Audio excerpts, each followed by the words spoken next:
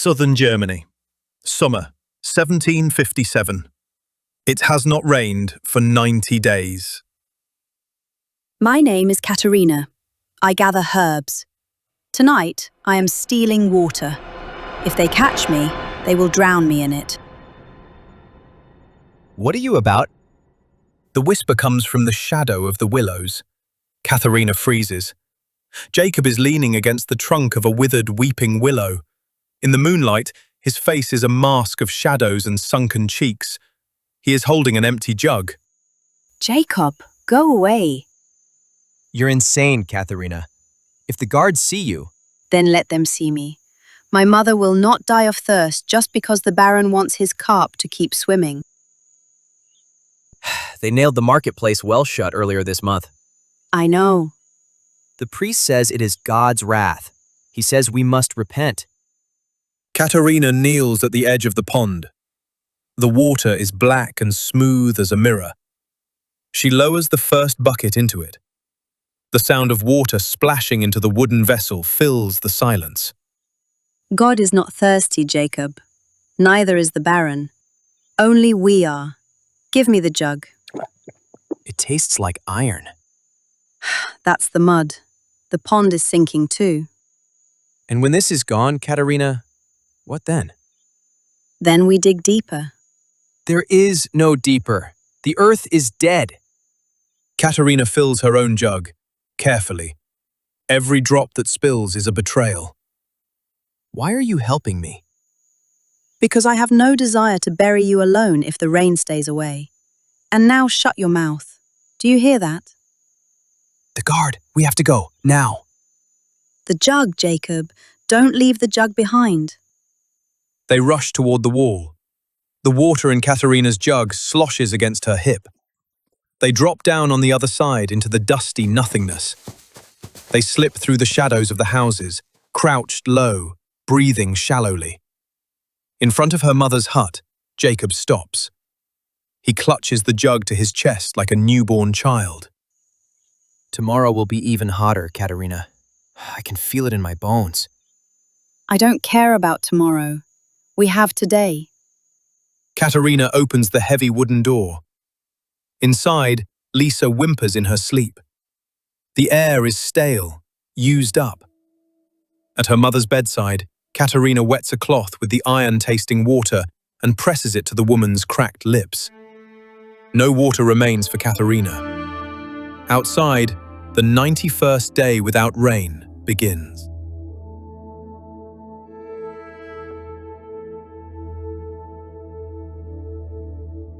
There's nothing left, Katharina. The hillside is dead. The next morning, Katharina's 13-year-old sister, Liese, sits in the shade of a withered juniper bush. Her skin is pale, her eyes too large for her narrow face. She chews on a blade of grass that has long since lost its sap. It has to be somewhere down here. The roots grow deep. If I don't find them, Mother's leg will keep getting worse. Yesterday, old Eva said the water in the village well smells like death now. They say someone threw a dead calf into it to curse us. Eva talks too much when the day is hot. Help me dig instead. A shadow falls over them. It is Jakob. He has come from the Baron's estate. Save your strength, Katharina. They're gathering up by the priest right now. Why? Is there bread? No. He wants us to walk the Stations of the Cross, a prayer procession. We're supposed to go barefoot over the stones until our feet bleed. He says only blood can soften the heavens. Blood does not quench thirst, Jakob. Did the Baron give you work? He drove me off the estate. He says anyone who cannot harvest does not need to eat. The granaries are full, Katharina. I saw it through the cracks in the barn doors. The grain is piled all the way to the roof while my children chew on their own fingernails. If they go to the procession, the alleys will be empty, right? What are you planning? Last night I saw the Baron's steward carry 2 sacks of flour into the parsonage, a gift for the church, so the priest keeps the people quiet. That is consecrated property, Katharina. If they catch you, God will forgive me when he sees what Liese looks like. and the priest has enough fat on his ribs to survive a week without flour. You want to break in there? In broad daylight? While they're all on their knees howling at the sky. It is our only chance. Well, I'm coming with you. I'll keep watch by the church square. You're risking everything, Jacob. Your wife, your children. I risk them either way if I come home empty-handed. This morning, Martha tried to bake flatbread out of sawdust and a few beech nuts. The children spat it out again.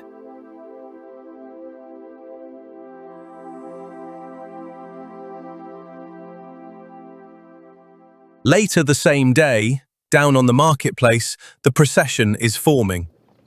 The priest walks at the front, a heavy wooden cross on his shoulder, his face red with exertion and zeal. The villagers follow him with lowered heads, a rhythmic, monotonous murmur of prayers, rising like the smoke of a smouldering fire. Now, the pantry window is at the back. I'll stay at the corner. If someone comes, I'll whistle like a kestrel. Katharina slips along the rough wall of the house. The stones radiate the heat of the morning. Outside on the square, Jacob stands still. He stares at the closed portal of the church. His heart races. He reaches for the small crucifix hanging from a cord around his neck and presses it so tightly that the metal cuts into his palm. Forgive us our trespasses, but give us this day our daily bread. In that moment, the whistle of a kestrel cuts through the silence. But it is not Jacob's voice. It comes from above, from the church tower. And then he hears the heavy steps of boots on the paving stones. They know, Katharina. Someone saw us. Who? Half the village was on its knees. The steward. He was up in the tower. He wasn't praying. He was waiting. Figures emerge from the alleys. They are not strangers. It is the blacksmith, whose wife lies feverish after childbirth. Where is it, Katharina? Where did you hide it? I have nothing that belongs to you, Hannes. Go home. Drink the Baron's wine if you're thirsty. The Baron says you bewitched the wells. He says your sneaking around at night draws the moisture out of the earth. And today you stole the bread of the poor from the house of God. The crowd closes in around her. Jacob takes a step forward, his hands raised in appeasement. Stop this madness! She took flour because her mother is dying. We are all starving. Be silent, Jacob. We know you were with her at the pond. Do you want to burn for a witch? Think of your children. Martha is already weeping. Jacob freezes. The word witch hangs in the air like a falling blade. He sees the faces of his neighbors. He sees fear searching for a release. Go away, Jacob. This is not your fight. I can't. You must. Go. Jacob lowers his head. Shame burns hotter than the sun on the back of his neck. He steps back, slowly, step by step, until he disappears into the shadow of the people around them. Katharina stands alone. A proper trial would take too long, and the ground is too hard for a pyre. We cannot waste wood. The old well. Where she stole the water, there she shall remain until the heavens show mercy. If she is a witch, she will call the rain. If not, then it is God's will. The men seize her. Katharina does not fight back. Every blow that strikes her feels distant, as if it were landing on another body. They drag her to the edge of the well. A musty smell rises from the depths, the smell of rotting leaves and stone. You will still die of thirst, even with me down there. We shall see. They lift her up. For one moment, Katharina hangs above the emptiness. She sees the white sun one last time. Then they let go. The fall is short, but hard. She strikes the dried mud below, head first. Then it is dark, and deathly still. Katharina faints. Can you hear me? Liese, is that you? You shouldn't be here. Go home. I brought you something. I'm pushing it through the gap. A small, dried-out piece of bread falls through a crack in the lid. You should have kept it for yourself, Liese. Or for Mother. Mother is sleeping. She doesn't wake up much anymore. The village is quiet, Katharina. Everyone is hiding from the sun. They're waiting for you to do something. I'm in a hole, Liese. What do they expect me to do? They expect you to die. Jakob, you're not supposed to be here. Neither are you, little one. Go back to the house. Now. Are you here to watch me wither, Jakob? Or did you come to finish what the blacksmith started? I came to sit in the only shadow left in this village. Your shadow, Katharina. Then lift the lid. End this. I can't. If I lift this wood, I break the seal they've put on their own guilt. As long as you're down there, they can pretend this drought is a judgment on you. If I let you out, the judgment falls back on us. You're a coward, Jakob. You're letting a girl and a sick woman starve because you're afraid of your neighbor's stares. I'm not afraid of their stares. I'm afraid of what they'll do when they realize the rain isn't coming back, even with you in the ground. Then let them come. Let them see that the sky is empty. They know it's empty. That's why they need the lid closed. It's easier to pray to a closed door than to look at the sun and realize it doesn't care. Jakob stands up. Katharina hears his boots grinding the dust into the wood. Jakob, don't leave me here. I'm not leaving. I'm going to find the priest. If the village wants a miracle, I'll give them one. But it won't be the one they're praying for. Jakob stands in the center of the nave, inside the church of St. Jude. You shouldn't be here, Jakob. The midday prayer is over. I didn't come to pray. I came to see if these stone walls are as cold as your heart. Careful. Despair is a path to the devil. The drought is a trial sent to test our faith. We must endure. Endure? My children are licking the dew off the stones in the morning. Katharina is sitting in the dark, breathing the rot of an empty well, and you sit here in the shade, drinking the Baron's wine. The Baron is a protector of the faith. His contributions keep this roof over our heads and the word of God in our ears. His contributions are our blood. I saw the wagons last night, Father. 3 barrels of water brought up from the valley, delivered to the manor's kitchen, while we nailed shut the village fountain. A murmur rises from the doorway. Hannes the blacksmith and a dozen others are standing there. Their shadows spill across the flagstones like ink. Is it true, Jakob? Water in the manor? Ask him. Ask him why he told us to look for witches instead of looking at the Baron's pipes. This is sacrilege. You are inciting a riot in the house of God. God left this house 90 days ago. He couldn't stand the heat. Jakob moves toward the priest. He doesn't raise his hand, but his presence is like a storm front. The villagers move with him, a slow, inevitable tide of desperate people. My baby hasn't cried in 2 days, Father. She doesn't have the moisture left for tears. Give us the keys to the manor's gate. I don't have them. The Baron, he is the law here. Then the law is broken, just like the earth. Jakob turns to the villagers. The light from the open door is blinding, framing him in a halo of white fire. We go to the well first. We take Katharina out, and then we go to the manor. If there is water behind those walls, we will find it, with or without a key. And if the guards stop us? They are as thirsty as we are. Let's see if they will bleed for a man who drinks while they choke on dust. They turn as one.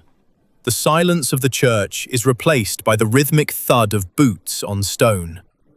Outside, the sun is waiting, a white eye watching the village finally wake up. On 3, pull! Jakob reaches down into the darkness.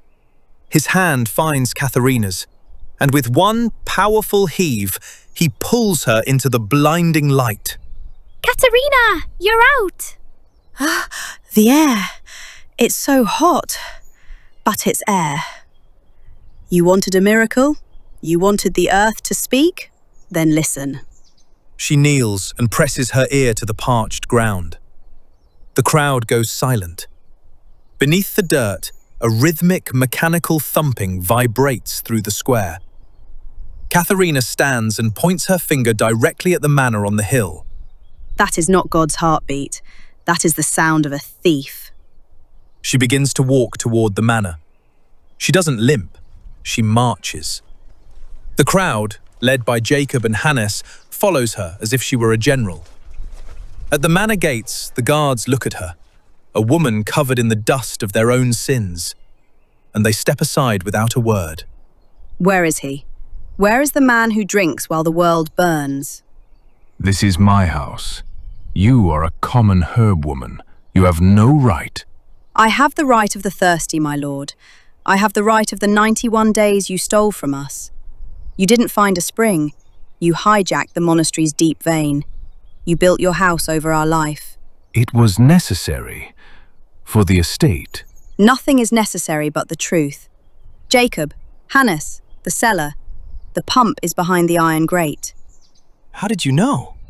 I heard it in the dark. While you were all praying to the sky, I was listening to the ground. She leads them down into the cool darkness of the cellar.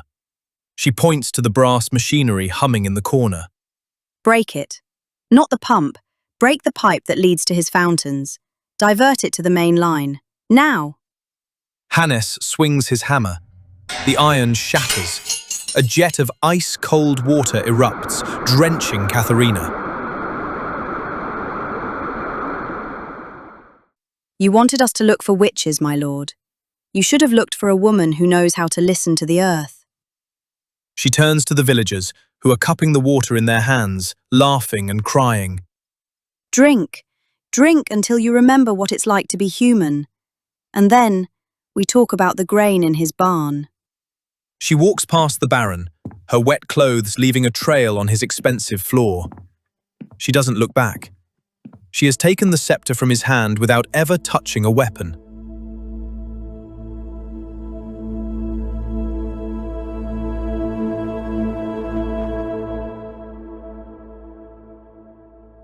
Look, Katharina, the sky! Outside, the first real cloud in 3 months is bruising the horizon.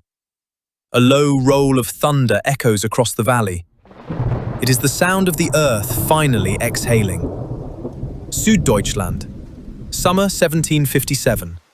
The heatwave is broken, not by the rain, but by the people who realized they were no longer alone in the dust.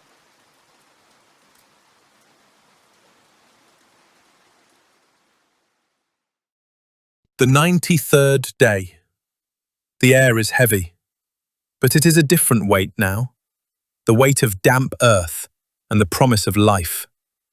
The mud on the square is thick, a mixture of the black well water and the grey rain that continues to fall in steady, rhythmic sheets. The fire at the manor has been extinguished, leaving only a blackened skeleton of stone overlooking the valley. It feels strange to have enough, to not have to count every drop. The water is back, Jakob. But the village is different. I see it in their eyes when they pass me. They don't look at me as a witch anymore, but they don't look at me as a neighbor either. They are ashamed. Shame is a harder thing to wash away than dust. And you? Do you still see the lid of the well when you close your eyes? Every time. I think we all will. The Baron is gone, the pipes are broken, but we learned something about ourselves in the heat. Something we can't unlearn. Katharina, the green is coming back. I saw a sprout in the garden. A real one. Then we have work to do, Liese. The earth doesn't wait for us to forgive ourselves. It just demands to be fed. Jakob watches them walk away toward their small hut. He looks at his hands, the hands that held the lid down, and the hands that tore it open. He realizes that the heat wave didn't change the village. It simply stripped away the paint until the truth of the wood was all that remained. 93 days. We survived the sun. Now we have to survive the peace. The rain continues to fall, a cold, relentless blessing that washes the white lime from the stones, but leaves the memories exactly where they are.